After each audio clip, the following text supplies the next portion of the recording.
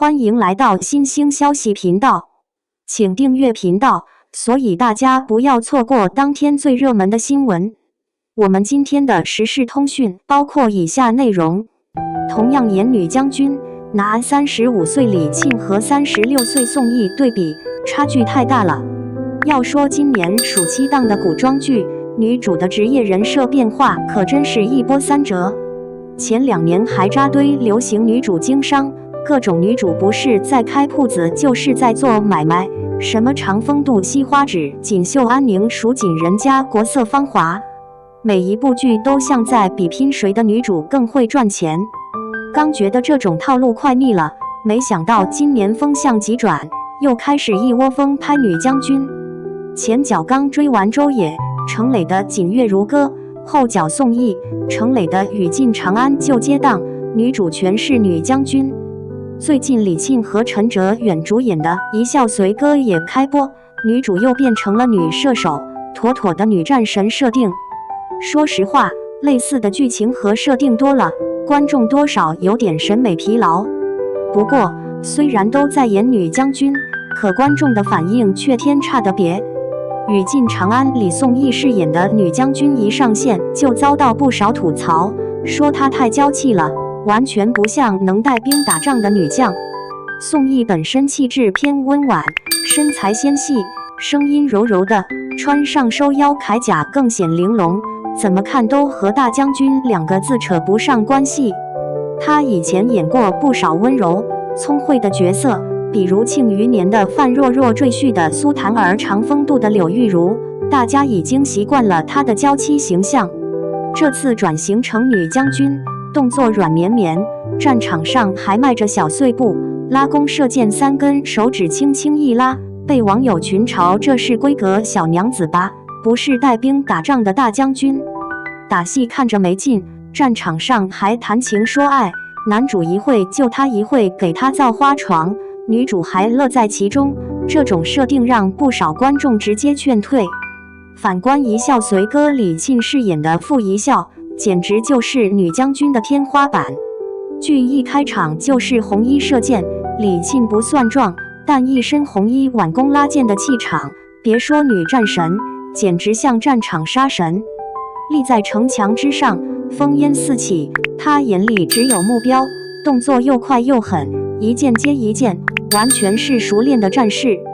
李沁的眼神有杀气，动作干净利落，打戏也有力量感，被追杀时近身搏击毫不拖泥带水。最关键的是，这部剧的女主设定不降智，失忆了也没变傻白甜，面对男主还保持戒备心，甚至能说出你为什么怕我，这种洞察力满满的话，整个角色都透着孤勇和清醒，不靠谈恋爱装可爱，不卖萌，也不需要男主来拯救她。这种独立不娇妻化的女将军设定，让观众觉得耳目一新。其实，观众对女将军的期待早就变了。以前的古偶剧里，女主打架谈恋爱两手抓，总是要在战场上被男主保护，最后还得回归温柔贤惠。但最近几年，大家越来越看重女主的独立和力量感，能不能真像个领兵打仗的将军，比美不美、甜不甜更重要。《楚乔传》里赵丽颖的楚乔，《琅琊榜》里刘涛的霓凰郡主，都是之前被认可的女将军。李沁这次算是把温婉气质和战场狠劲都结合起来了，演出了暗黑战神那种肃杀感，打戏也成了新的标杆。其实女主设定变来变去，归根结底还是要贴合观众的心理和时代审美。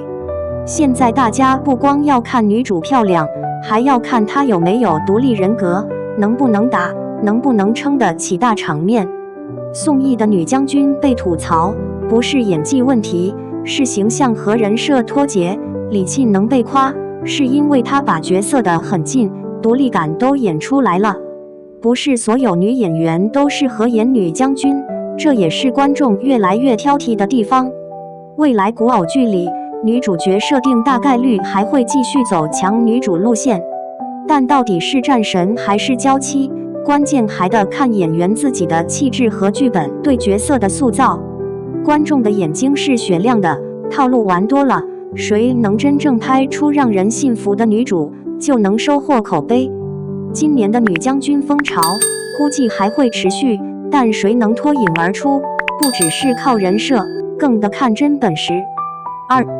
女将军横空出世，权谋爽剧2小时热度狂飙6300，李沁化身女将军，2小时热度飙破6300。新晋权谋剧凭什么让观众一头栽进去？今晚的入坑体验让人意犹未尽。一部古装权谋剧刚开播2小时，热度便如脱缰野马，猛冲到6300。网友们在弹幕区连连刷屏，气氛仿佛赛场里压哨绝杀后瞬间沸腾。太飒了，这么刺激还不追？李沁首度挑战女将军角色，将观众的期待值狠狠拉高，就连业内资深人士都不禁侧目，一个爆款正在冉冉升起。开场设下威风，两国鏖战，锦绣国与肃杀国势如水火。平陵城下烽烟四起，火光冲天之时，锦绣国铁骑已然岌岌可危。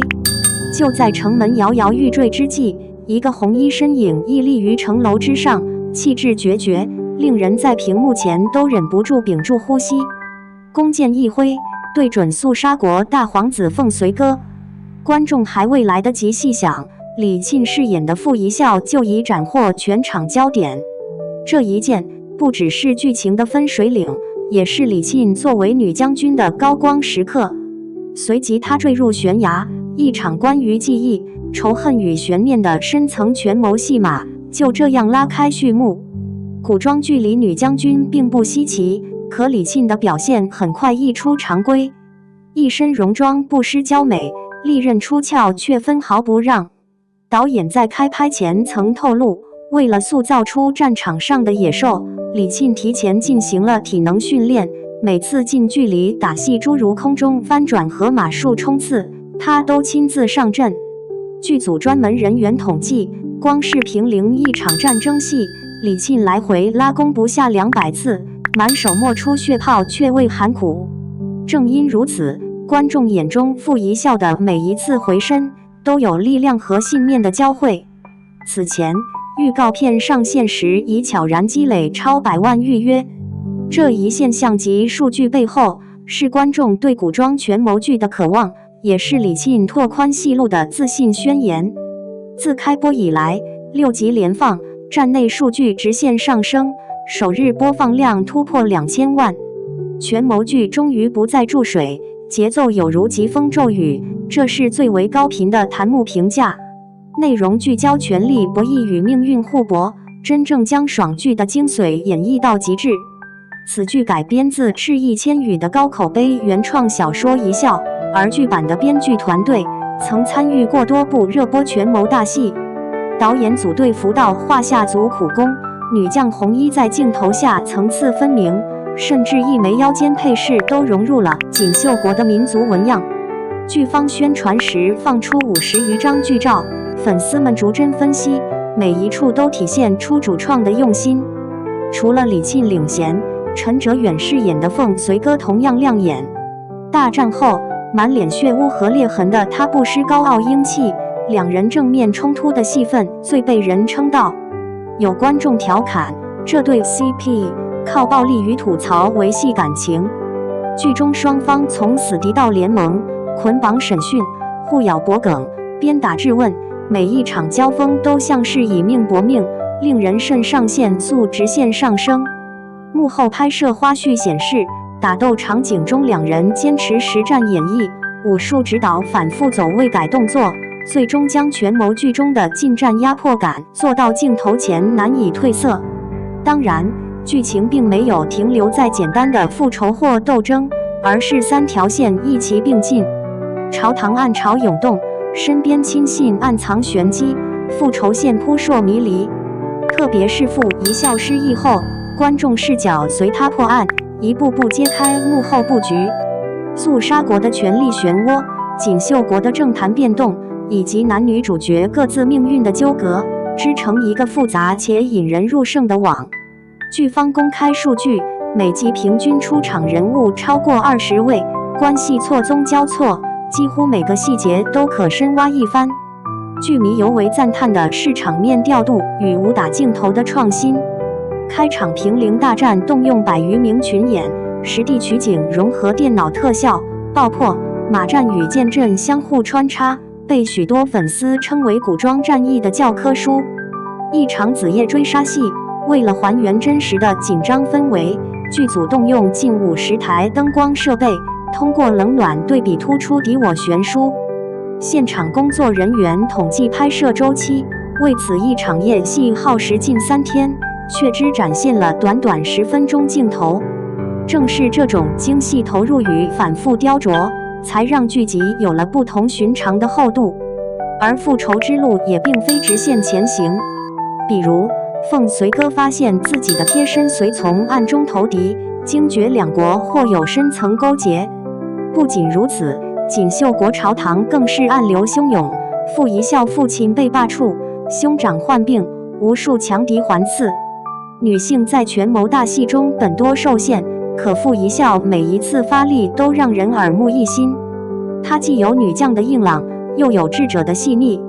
网友们截取她战后瘫坐城楼俯瞰大地的一幕，配文：乱世下的孤胆女侠，眼里只有前路。双引号。朝堂之争、战场之勇、感情之烈，3线融合让剧集更具张力。角色关系紧扣，中国观众熟悉的性命相搏以至破敌身世成谜等元素一应俱全。正面山庄的邂逅，用狭路相逢勇者胜直观表达宿命感。网友绘制了两国势力图，发现肃杀国与锦绣国间实际暗流密布，历代权臣家族分布密集，为剧情后续留下无数伏笔。剧情弹幕区甚至发起谁才是真正幕后黑手竞猜活动，参与人数超5万。第6集以后，剧集节奏持续加快。随着凤随哥妹妹凤阳公主被迫和亲，朝堂矛盾愈加激烈。官方数据显示，剧情上线后，凤阳公主相关话题阅读量达到980万次，连带推动服饰、历史文化搜索量上涨40%。对于年轻观众来说，剧中每一件战甲都成为国风爆款，李沁同款红袍销售额较剧集开播前提升了6倍。首播档期内，剧集相关表情包、人物贴纸在社交平台上疯转，女将军出圈成了显著潮流。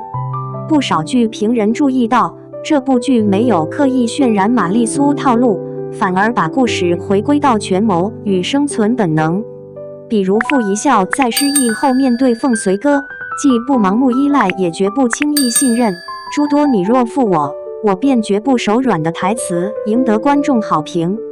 陈哲远的凤随哥出身尊贵，但历经磨难，与傅一笑的对手戏刚柔并济，彼此试探与共谋，一举一动都牵动着暗流。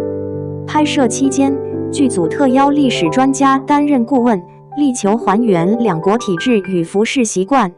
例如，主要场景域京城总部景面积达6000平方米，再现了古代都城的恢宏与精致。傅一笑的红色战衣采用传统刺绣工艺和真丝缎面材质，手工缝合历时1周。剧方甚至将兵器形制、马队部署等细节以实物模型呈现，让粉丝在官方微博一览无余。全剧筹备时间长达1年半，仅前期策划便涉及文史资料阅读、武术动作编排、场地勘察等数十项环节。故事线方面，每一集都埋设数个悬念，幕后黑手究竟是谁？失忆只是巧合，还是有更深伏笔？敌我双方的战局会否出现第三方干预？网民们一边猜测，一边二创，衍生小说和画作在剧圈内广为流传。剧集以双主线、高频事件推进，打破以往古装剧无法自圆其说的痼疾。角色身世和处境变化急转直下，观众无需等待冗长铺垫，每一集都爆点连连，好评如潮。最终，这场权谋盛宴不单是演员的个人秀，更是剧组整个团队的通力合作。李沁和陈哲远的双强复仇范本已经成为讨论焦点，他们的对抗与成长缔造出剧集的骨架。正如观众评价，看李沁射箭是看一场信仰与勇气之战。这个古装权谋剧很可能成就今年的最大黑马。对于这样的现象及热度，作为观众，我们或许值得思考，古装权谋剧到底还能挖掘什么新的可能？剧集凭借良心制作、紧凑节奏与角色张力破圈，其实折射出了行业正在朝着精细化、创新型发展。不论未来走势如何，只要保证故事真实、细节扎实、人物不流于表面，相信千军万马过独木桥的爆款还会层出不穷。下一步剧情如何演化，两位主角命运又将何去何从，正是这个夏天最值得期待的悬念。